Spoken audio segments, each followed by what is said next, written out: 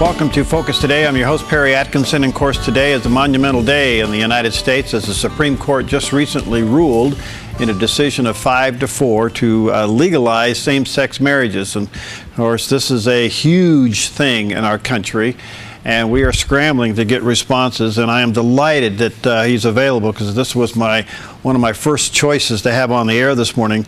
David Pickup's with us, and he has Safe Exit. He's a speaker for parents and friends of ex-gays and gays, better known as PFOX. He's a licensed clinical professional counselor. He's a member of the American Psychological Association as well as the California Association of Marriage and Family Therapists. And he's currently a board member at the National Association of Research and Therapy for Homosexuality, and always a delight to have him on. Hi, David. Good to see you, my friend. Thank you. Thanks for having me. You recently you must have been standing by with your news release this morning saying that this ruling today is a setback for families. Where are you going with this? Perry, the Supreme Court has shown themselves to wreak supreme foolishness on America. They've exhibited a lack of foresight, a lack of insight into the real issues about homosexuality. They've exhibited a lack of courage to stand by principles of humanity, certainly Western civilization, and certainly the foundations of our very country. The bad news is they have led America up to a tipping point that, frankly, I'm very scared of. I'm scared of for our clients. I'm scared of for our country. I'm scared of how this will affect churches all over the country. The good news is change is possible, and the truth is still out there. Regardless of what a few Supreme Court members say, the truth is still out there, and we'll be fighting for that truth forever. No question. The other thing here, David, is that does this open up Pandora's box on every other sexual aberration that now could be defined as a union or a marriage?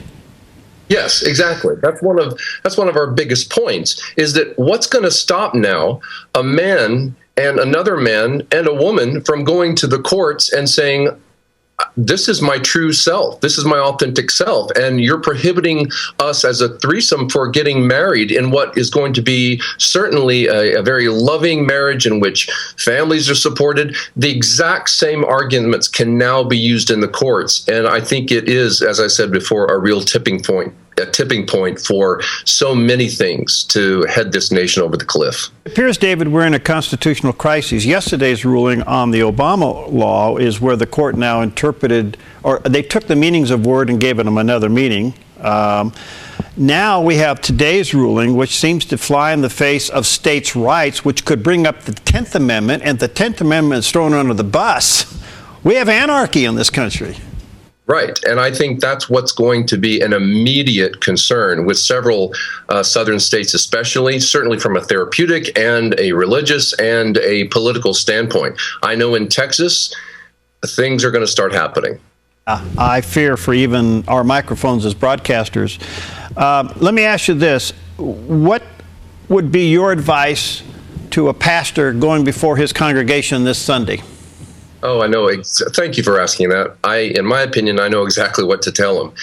He needs to announce an education program for the nature and healing of homosexual feelings. The church, unfortunately, one of the reasons why this is happening, I don't mean this unkindly, but one of the reasons why this is happening, in my opinion, is because the church at large, will say, has not dealt with homosexual issues in the past 50 years. They've tended to shove them under the rug. So now we have got to speak up. Every pastor out there, they can call me, they can call PFOX, they can call NARTH, they can call several other professionals, and get professionals who are also people of faith to come to their churches and make very good inroads into a detailed education program that shows what the causes and the treatment, not just spiritually, but emotionally and psychologically, for people who are dealing with these issues. Because so goes the country frequently in these issues, so goes the church. We're not leading, we're following. But let me ask you this. Do you think this now is the perfect opportunity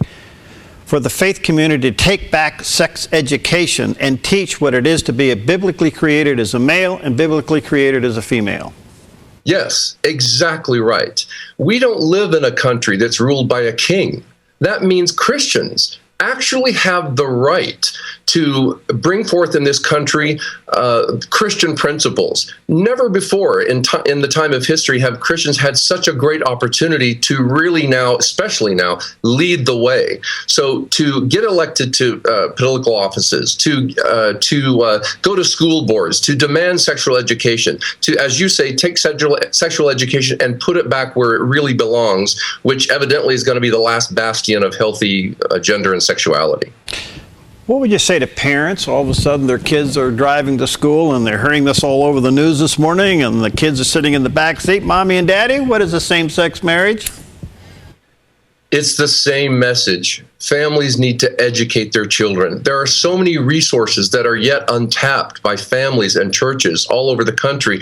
The truth is out there. They're just going to have to get up off the couch and get off the pew, if I may say, and seek out where the education is. It's on the internet. It's in therapist offices. It's within some churches. So parents need to educate their children and do it with, may I say, compassion first, because this is not the church acting up like some rebellious, horrible society. This is coming from a motivation of love, compassion, and truth. Boy, it really puts pressure on parents and families and churches to get a hold of sex education before puberty. Exactly right. And to foster their own relationships with their children.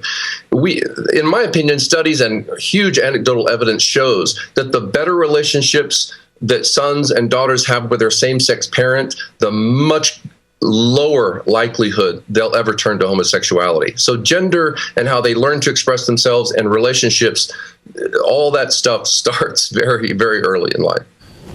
David, is there a division within the if I can say, the gay community? With your work there at PFOX, it appears to me, and I've heard, that a lot of homosexuals really didn't want this. They didn't need this. and I don't know, can you elaborate on that? Yes, I am not here, first of all, to demean anyone, gay, straight, or in between. However, we now have videos. If anybody wants to go on my website or go to the PFOX website, they can ask for this video, of which there are about to be many made, that show in some of the biggest gay centers of the nation the viewpoints of the gay man or gay woman on the street. And you won't believe how many men said they turned to homosexuality and the gay lifestyle because they were, in fact, sexually abused when they were 5, 6, 7, around that age. And it formed their sense of sexuality. So the video is quite revealing. They show authentic, spontaneous testimonies by gay men on the street. Put your legal hat on for a moment, and I know you're not an attorney, but do you see a pushback here? Do you see the states? I mean, if you think about this, most of the 36 states that have same-sex marriages do so because the court of that state overruled the will of the people who didn't want it. The 14 states that still said no to it now are being forced by the federal government to accept it. It appears to me that we could be moving into some kind of a legal crisis between the states' rights and the federal government. Yes, and you're right. I'm not an attorney. I'm not a constitutional attorney at all. However, it's pretty obvious. A case like this hasn't been so significant since the Civil War. And as people may remember their history, the Supreme Court, before, during, and after, made decisions that there was a constitutional crisis all during those years. So now we're creating another one. And yes, I think we're going to see laws trying to be enacted immediately that counteract these rulings. For instance, in Texas, I think in another state, there's the politician who has introduced already a bill to put marriage only in the hands of pastors, which of course would restrict gay marriage. All right, one other question. I'm going to hop on your couch. You're the therapist. I'm the patient. I am a overwhelmed Christian leader in the community. How do I control my emotions on this, from anger to complete sadness? Well, I don't think we need to control our emotions so much that we not let people see how we feel about it. I think Christ himself was clearly impassioned when the situation called for it. One only has to remember when he was in the Jewish temple one day and he overthrew in anger the temples of the money changers because they were defaming God's house. So pastors, I think, need to come out very strongly with this. I mean, the time has come, if there was ever any doubt about it, the time has come now to speak out. So if pastors are experiencing anger and sadness, then I think they need to express that, of course, with the foundation of love and compassion. All right, thank you, David. And thank you for being available on such short notice. It's an incredible thing. If people want to get a copy of your news release today, where do they go? They go to either pfox.org or davidpickuplmft.com, my own website. Okay, thank you so much, friend. God bless you, pal. Keep up the good work. Thank you. We'll be right back.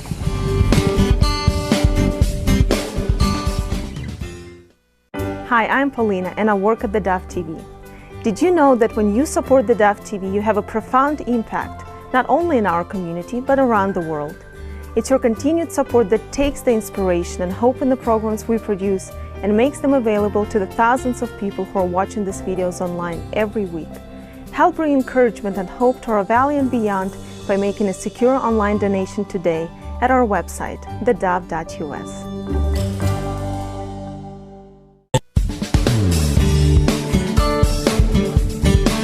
Welcome back. We're on the special edition of Focus Today as a result of the Supreme Court just announcing a couple of hours ago that it is now favoring same-sex marriages throughout the United States at a vote of 5-4. Your day. And needless to say, this has really shaken things up. Probably the biggest decision that the Supreme Court has made in our lifetime that will change a lot in the way this country now will go forward. I'm delighted to have with us today Jerry McGlothlin. He is the president of CleanTV. We've had him on before. And thank you, Jerry, for making yourself available on such short notice. How you doing, my friend? Good to see you again. Well, under other circumstances, I'd say it's good to be here, too. I'm very disappointed by the predictable decision. Well, tell us your thoughts and how it may impact what you do. First of all, I uploaded a video on this. I'm already getting a bunch of thumbs downs on it. I think I was the first one to upload a video stating it was a fact that the Supreme Court so-called legalized gay marriage.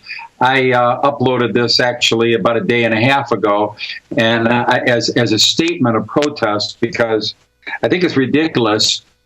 I mean, as bad as the things have been for our country, this is just the death nail. I just say we're finished as a nation.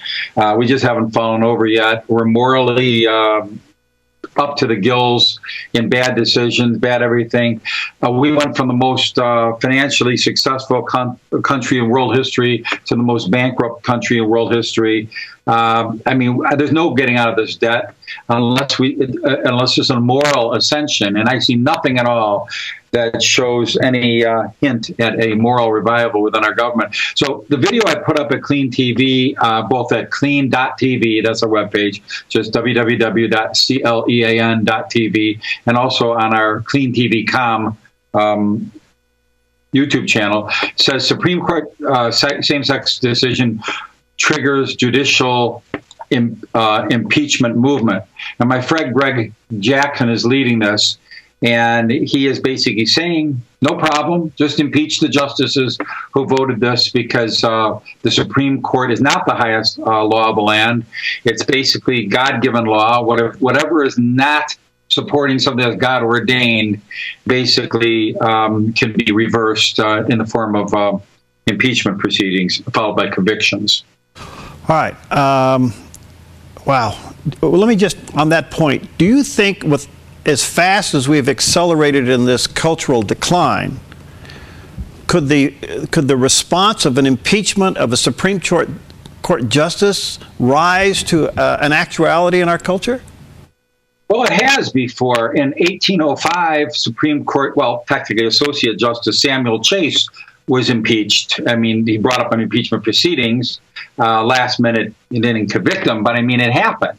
And as we know, Andrew Johnson was brought up on presidential impeachment proceedings, and of course, Monica Lewinsky was impeached. That Bill Clinton was impeached. Oh, right.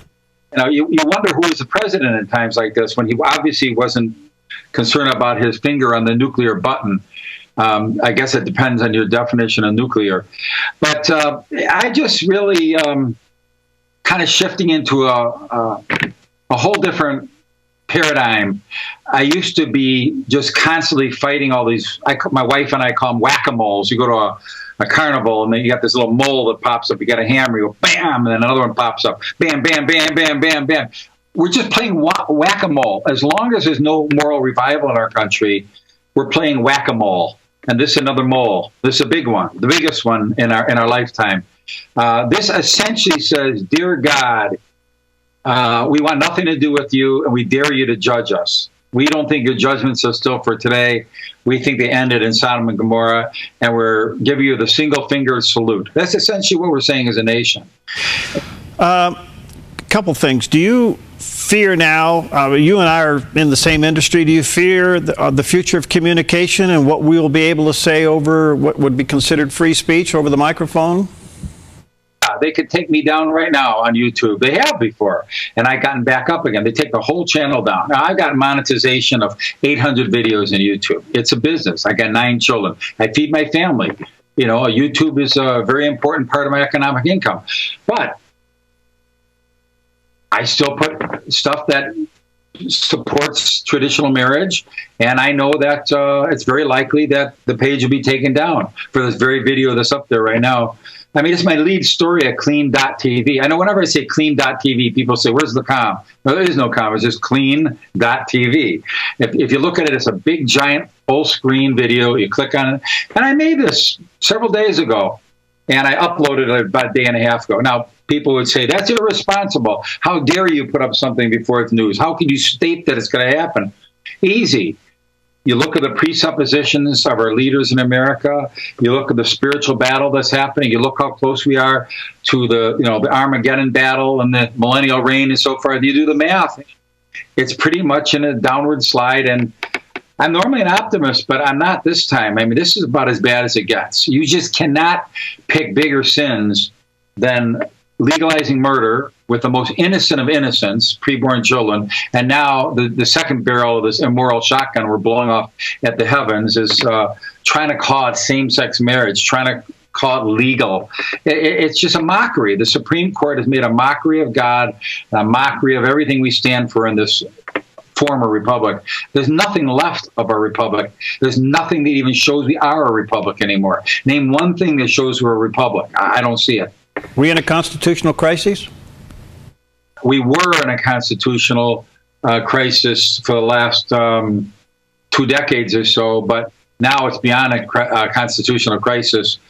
We're in the death throes of the constitutional crisis. It's now over. No crisis, no problem. We're dead as a nation. We're done. So how did our traditional values, our traditional Christian, Judeo-Christian values become outdated? That's an interesting question. How did our values get outdated? First of all, they're God's values, and they're suggestions. It's like our owner's manual. He shows us the right way to be and gives us the choice whether we follow it or not. It goes all the way back to the Garden of Eden. We had a pro-choice tree and we had a pro-life tree. The pro-choice tree, like we call it abortion today, pro-choice, is choosing death. I present to you today blessings and curses, life or death. Choose whether you live, essentially, is what the Torah said. So when Adam and Eve chose, and they both chose it, the pro-choice tree, that opened our eyes to where we normally would just automatically just do what's right because wrong decisions didn't exist. I mean, even being naked was no big deal because there's no game or there's no shame or guilt associated with it. They were essentially like married, But as soon as our eyes were open, they wanted to cover themselves with fur, animal hides or whatever. It's the same today. As long as we keep picking pro-choice, choosing what the devil said, you could be like God. Don't follow what God says. He doesn't want you to be like him. You could be your own God. As soon as we follow choices like that, be your own God, it's over. And that's happened since the very beginning. See, when you're asking when does it happen? It happened at the very beginning. There was a timeless period. We don't know what it was. billions or trillions of years or just a dozen years in the Garden of Eden. There's no record of how long the time was.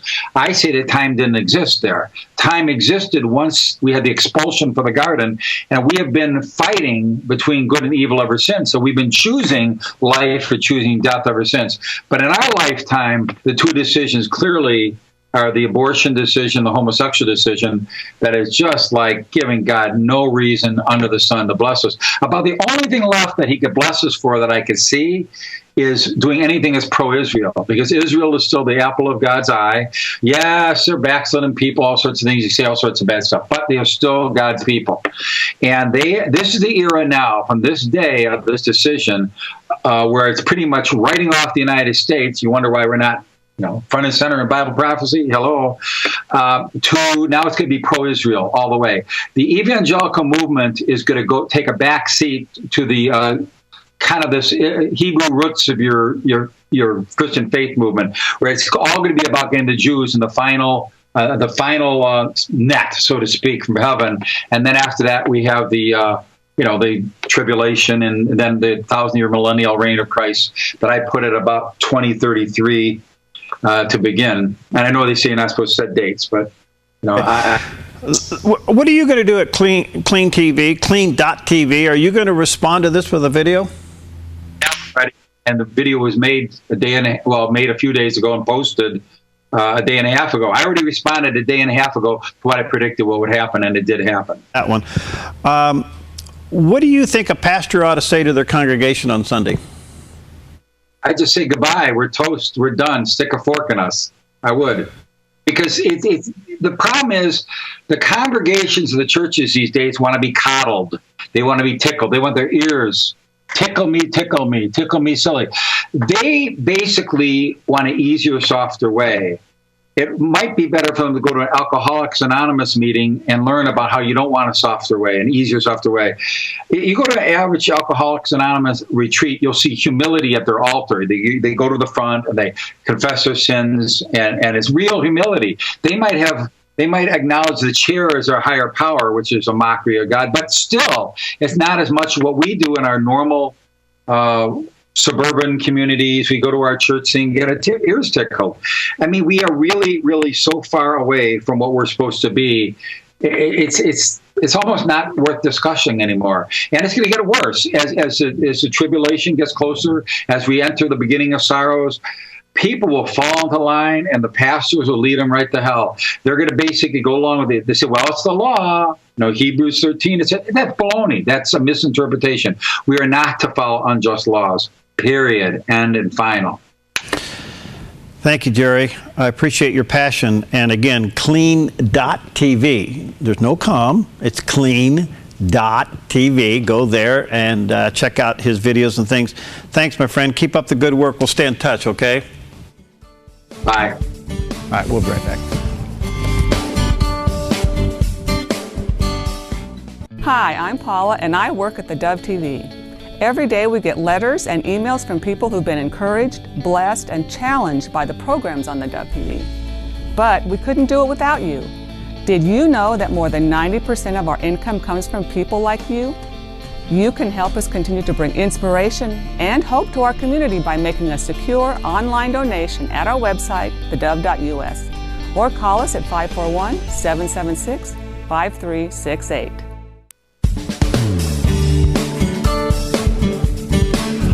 Welcome back, and as you know, today is a monumental day in the history of the United States, as the Supreme Court several hours ago has released its ruling on same-sex marriages and has ruled 5-4 in favor of same-sex marriages. Some are saying that this is a threat to our democracy. Others saying it's the collapse of our culture. Some are saying it's a constitutional crisis. I mean, the responses are going on all over the country, as you can imagine. It is by far the biggest ruling that the Supreme Court has made in our lifetime, and the impact on this, especially on the faith community, is yet to be seen. But I can tell you this, it ain't going to be fun. We're in for a real time ahead. My advice to you, at least initially, is to stay calm and be thoughtful, and realize that we are at a major position in our country, and just takes a sense of calmness and prayerful consideration and grace to see where God is going to lead us and what is ahead. Delighted to have back with us Mark Cowart. He is a senior pastor of Church for All Nations. Steve interviewed him a little while ago, and I really wanted to get a pastor's response to this morning. So, Mark, thank you for the short notice and invite. Good to see you again. How are you? It's good to be with you. Doing great. Well, what are you going to tell your congregation on Sunday? Well, I'm still in the process of absorbing so much, but in so many ways, this is a very sobering day. You know, in a lot of ways, though, Steve, it shouldn't be surprising. I love pastors. I am a pastor. And when you look at the statistics on pastors and Christian worldview and things like that, we've gone so soft in this nation. And basically what we have seen today, whether we embrace it or not, we as a nation have basically said that we are not embracing God's moral code is what it boils down to. And so I'll be talking about this in depth. You know, the first thing that comes to mind is a lot of people say, if you disagree with this, you're anti-gay and anti-homosexual. Some of my dearest friends are Catholics, and we don't agree, but I'm not called anti-Catholic. I have a differing opinion. But what we've done today in this nation, we've tampered with millennia-old definition of marriage. Goes right back to the book of Genesis.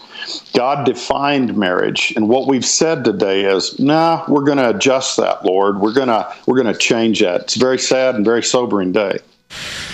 It's been said that there's three responses to things like this. There's shock and awe. There's anger and blame, which most of us will stay in if we're not careful. And then you move on to personal responsibility. We can look back and probably point a lot of fingers how we got here. It doesn't change from the fact that we're here. Now, where do we go forward? What is the church's responsibility now? How do we say to the gay community, we're here for you, we want to help you, there is healing for you, but at the same time, we cannot condone this. I mean, we have never, ever been in the crosshairs like we are now. Well, you listed three options, and I really like number three, personal responsibility. First off, we need to recognize, especially in this nation, we are not enemies. We are Americans, and we are one nation under God, but we're taking a departure from that. Personal responsibility does not fix blame. It works toward fixing problems, taking that personal responsibility, asking questions, what can I do? You know, the anger, we have to be careful that we don't allow anger to come in and get our eyes fixed on the wrong enemy. People are not our enemy. We understand we're in a spiritual battle. You know, and it shouldn't be any surprise. You remember it was just last year, World Vision, a Christian charity. They didn't even understand the definition of marriage when they said they would recognize gay marriage in staff members. However, they pulled that within about 48 hours.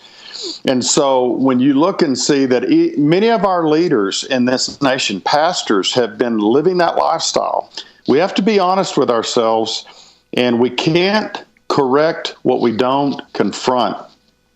First thing I think we need to do is go back into our own hearts, our own lives. Pastors especially.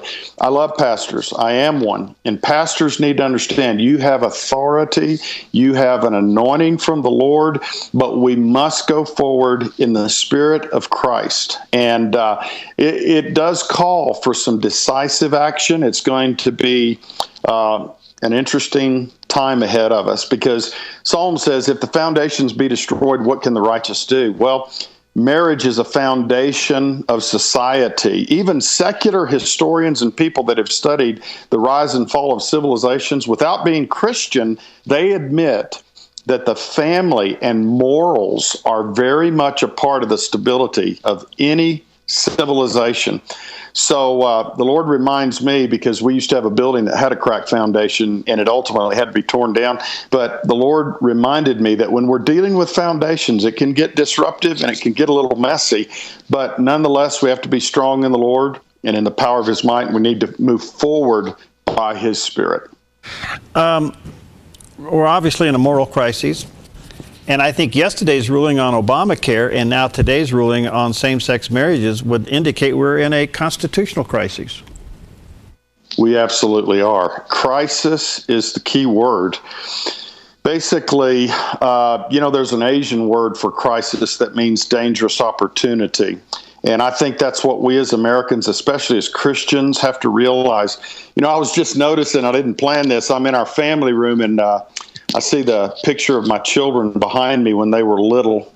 And I think, what are they going to inherit? What are our grandchildren going to inherit? And the word crisis means dangerous opportunity. It is a very dangerous time right now. We are hanging in the balance in this nation, but we also have to realize it's unprecedented opportunity.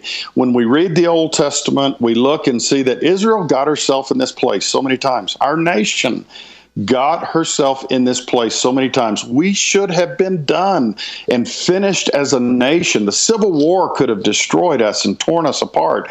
But we have to remember, God is still for America. He's not for the sin, but he's for America. So we've got to get help from God. We've tried from the government. We've tried to look to Washington, D.C., and we know that's important that we have the right people in place, as we're seeing so clearly today. But ultimately, our help comes from the Lord. Beautifully said. Thank you, Pastor. Do you think it's time now for the church to take back sex education? When I was at Focus on the Family recently, they have their 8th pillar on the wall there, and it was the biblical definition of what it was to be created as a male and what it was to be created as a female.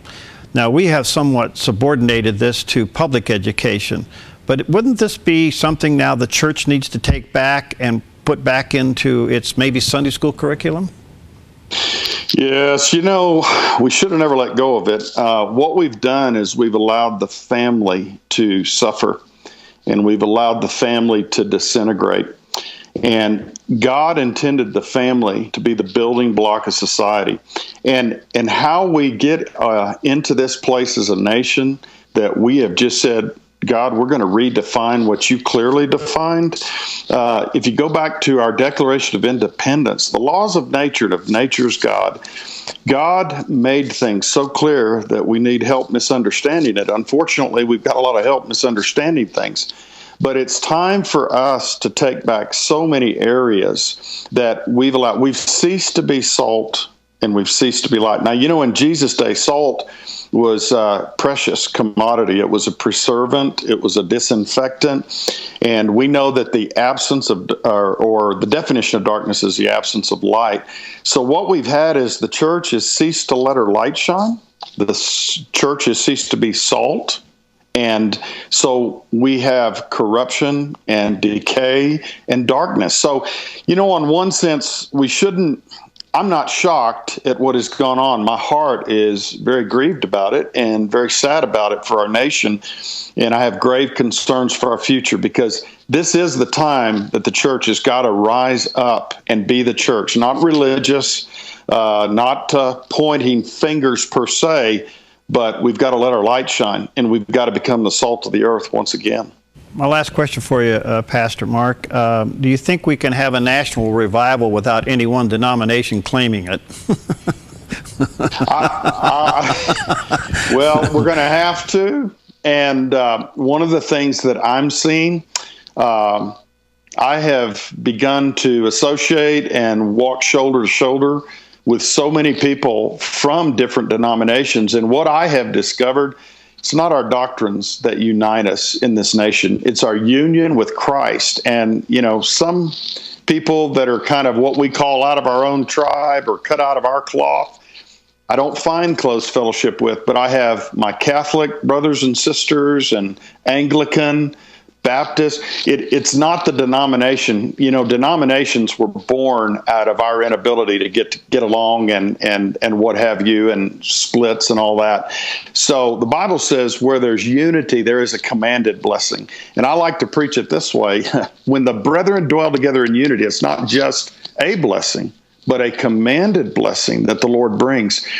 And it is going to have to be a move of God, and I believe it's actually happening right now. These times are what brings out the best in the body of Christ. We have to remember, I think it was Billy Graham was in China many years ago, and they asked him what the key, or he was asking what the key was to the move of God among the Christians, among the body of Christ, salvations, and they basically said it was persecution. And so, persecution has never destroyed the church, never put out the fire. It's typically stirred the fire and spread the fire. And it may not be the most pleasant route to go, but we're here by default now. Well, Pastor Mark Cowart, thank you, my friend. Good to see you again. And your website is churchforallnations.com? Churchforallnations.com, and they can learn about us there. Thank you, Pastor Mark. Good to see you, and thanks for letting us have you on short notice. It's great being with you. Bless you. You too. All right, we'll be right back.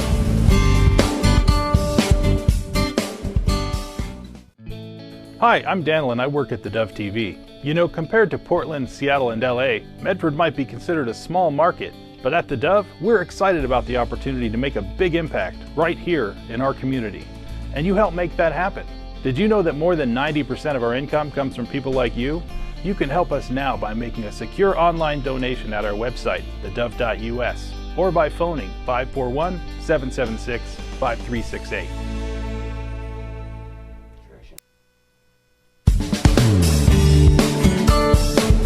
Okay, we're back and joined by Steve Johnson and Polina on this incredible day in our nation's history where the Supreme Court a couple of hours ago released their decision on same-sex marriage, and they voted in favor of it at a score of 5-4, and the ripple effect across the country, you can hear the eruptions out there, both for and against. Well, Steve, thanks both of you for coming in. You got some reactions. The president? Yeah, we've been collecting quite a bit of it. Earlier, before he spoke at the Rose Garden, the president took to Twitter to praise the Supreme Court's gay marriage as he quoted a big step in our march towards equality. And in his tweet, he also said gay and lesbian couples now have a right to marry just like everyone else, and he used the hashtag #LoveWins, which has become kind of a refrain for the gay marriage movement. He also then went to the Rose Garden and talked about how this is actually part of the vision of the Founding Fathers and how he says America wins. This ruling will strengthen all of our communities by offering to all loving same-sex couples the dignity of marriage across this great land. In my second inaugural address, I said that if we are truly created equal, then surely the love we commit to one another must be equal as well. It is gratifying to see that principle enshrined into law by this decision. This ruling is a victory for Jim Ogerufel and the other plaintiffs in the case. It's a victory for gay and lesbian couples who have fought so long for their basic civil rights. It's a victory for their children, whose families will now be recognized as equal to any other. It's a victory for the allies and friends and supporters who spent years, even decades, working and praying for change to come. And this ruling is a victory for America. He made speaking for about 15 minutes in the Rose Garden. I know you want to probably comment on that, but also just let you know how this is feeling out with other candidates. Hillary Clinton clearly prepared for this ruling. She fired off several tweets after the 5-4 decision on her Facebook and Twitter profiles, now using a rainbow version of her H logo, campaign logo. And in one tweet, she just said the simple word proud. Another showed a graphic of the country with all states colored in gold, showing marriage equality now the law. And she adds, this is our new favorite map. Now, on the Republican side, Jeb Bush affirming what he calls a faith-guided belief in traditional marriage, and he echoed a familiar theme that states should be making the decisions, not the Supreme Court. But he also said, quoting now, in a country as diverse as ours, good people who have opposing views should be able to live side by side. So it's kind of some of the political effect of that decision just this morning. Polina, your thoughts? Well, first my heart sunk when I heard this, but then I started realizing this is not the first God's law that has been redefined and changed by man. And so I think the question would be how we deal with it, how we live with it. It doesn't change God's laws. Marriage is still between one man and one woman. And I just pray that the churches can be strong enough in this, and the pastors can be strong to not fall into the trap that has been set up, and that we don't, give in to devils. What happened is really evil. I mean, it is what it is, and it's now our choice how we react to it and how we go about it. But I haven't processed it yet. It's a little overwhelming. Kind of takes your breath away in so many ways, but. I have a couple of concerns. One is I do hope pastors will address this on Sunday, and I'm not telling pastors what to say. They'd have to come at it from their own interpretation. But at the same time, I would hope that they would address it, because it may define what your church really believes on how your pastor responds. And that could determine whether or not you're going to stay in that church or not, The other thing is that I think the biggest victim here are children, because when you're going through that stage of life, when you are wrestling with your sexuality and you're becoming an adult and you're going through all those changes, to throw this in the mix is horrifying, what it could do and will do. So I would hope that traditional churches, what I mean by that is the churches that teach what the Bible really does say about the creation of a man and a woman, would take back sex education, and parents would have, if you're not going to talk about it in your home, then at least sanction your church to teach it in church or in a Sunday school setting of what it is to be created as a young, or created as a male and created as a female. So I think this is going to bring back the church responsibility of teaching sex education. Because think about it this way, if you don't address this, either as a parent or as a church, then you are subordinating your belief to the culture to define it to your children.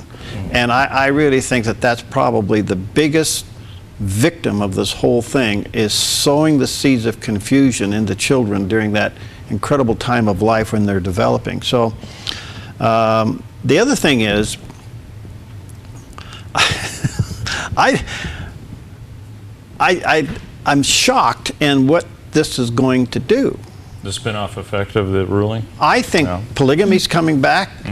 I think any aberration of some kind of a sexual orientation will be allowed, and not carried on to some kind of a recognition of marriage. As Pastor Mark said, or David said, it could be two guys and a woman, it could be a young man and a young boy. I mean, the aberrations that will come from this will be indescribable. Well, you would have thought that the next step would have been polygamy before you got here, so we've kind of jumped over that, so there may be some backtracking, so I agree with you, don't be surprised. It's going to come at us like a train wreck, but here's where my biggest concern is, and I'm still processing this, and I will look to the NRB, National Religious Broadcasters, and others as to what this may mean to us in the future. Whether or not we can have this conversation today in the future on the air is yet to be determined, because we are licensed by the FCC to broadcast. And if the FCC is already, or excuse me, if the government has already taken the internet back and made it a utility and will control its content, then the FCC can reinstitute hate speech, and us talking about that the Bible says that a marriage is between one man and one woman would immediately be interpreted by this culture and this court as hate speech, and we could be fined and lose our license. That's where this could possibly go. I think the first area of attack is going to be in Christian schools and private schools, and then the pulpit and the microphone will follow. And are we solid enough as a faith community to remain together when in fact there are some in the faith community who are actually ordaining gay homosexuals into the ministry? We're in a pickle. And I see probably a lot of the people from the homosexual community are going to be approaching churches now for marriage, for services, just to infiltrate the community, not in a bad way necessarily, but feeling a little. And I think, Perry, you've said so many times before that we don't have an action plan. We don't know how to deal with this. And I guess somehow now we have, I mean, we're forced to have some sort of an action plan, or at least some system set in our minds and our hearts on how do we deal with them. You know, this Sunday you may have a couple walk into your church and sit next to you. Do you turn away? Do you talk to them? How do you love them and yet stay strong in your beliefs? Well, look, you overcome evil with good, the scripture says. And I think if you have peace in your heart, it's going to attract people to you. And the Bible says truth will set the person free. So if you have peace in your heart because you know the truth, you're going to be free, and people are going to be attracted to you, wanting to know what is it about you. But if you're angry and you're all ratched up and you're spitting nails, who's going to want to be around you? It ain't going to happen. They're going to avoid you. So there's that balance to it. At the same time, we are going to be forced to defend what we believe. This could be a Nehemiah moment where you have the trowel in one hand and the sword in the other, so to speak. So I guess we have to process this. I think each church will begin to stake out its own position on this, you know, and that will determine. I think you're going to see a lot of church shifting. People will leave one church, go to another. I get that. I just would hope that you do it in peace. You don't have to do it in hate and anger. You know, just do it in peace. I really think it's important that we remain calm. And think of it this way. You can spend a lot of time being angry and upset and pointing the finger as to how we got here. Guess what? That doesn't solve a thing. That's just venting. The question is, what do we do now? How do we go forward now? If you're going to spend all your time complaining and attacking and coming up for this reasons, or the pastors didn't do this, and the church didn't do that, and my legislator didn't do this, my legislator voted that way, that gets you nowhere. We are where we are today, and the question is, this is a huge wake-up call, probably the biggest in our lifetime. What is it we believe, and are we willing to stand for it? Although sometimes I think it's healthy to examine what went wrong, so not to repeat it. Not, you know, I'm not saying go and complain about what happened and why it happened, but maybe we should examine what we did wrong. I mean, I don't know. What shouldn't we do now that allowed, because it allowed this one loophole, and then it went all the way to legalizing same-sex marriage. What I'm saying is that most talk radio today is cynical, and it's anger-based, and it points to what happened in the past. Yeah. It doesn't point to where do we go from here. We have what we have because we didn't step up and put people in that represent what we want them to say. So we have the result of people doing what they believe is right. So you can get angry about that all day long. Doesn't solve the problem. Now is, are we going to turn to God? Do we believe God is supernatural and can intervene and save this country? Do we believe that? Do we believe that a true revival could break out in this country? Do we actually believe that God is in the business of miracles? David there, pick up from PFOX, he'll tell you the first thing that happens is a miracle in a homosexual's life when they come out of it. That's a miracle, you know? And so, I don't know, we're at a crisis. We're at a crisis. I hope we stay calm and move. I'm sorry, Steve, I'm talking too much. What do you have to say? Well, no, I was going to say, the thing that I have a concern with is that there's been no action plan unified by Christians, I'd say, up until now. So I think that what you're talking about has to be from ground zero now. Starting one, not building on something, because I don't think that we've done a good job of building on any kind of a plan that we could forward. So this is kind of a point now where I think people see themselves in the trenches. So what the Christian community does next and how they respond, I think will be very critical, and that's within the next few weeks. I would hope, in closing, that we would be drawn in a genuine heart of contrition before God. God, forgive us for allowing this to happen. Forgive us to allow this country to get to where it is today and begin to move forward in taking a stand for morality in a loving way. So anyway, hey, this is just the beginning, folks. You're going to hear about it for a long time to come, and we'll be talking about it. So thank you, Polina, for getting those guests, Steve. And wow. We'll be continuing this discussion, no doubt. No question about it. All right. Stay cool. We'll see you next time on Focus Today.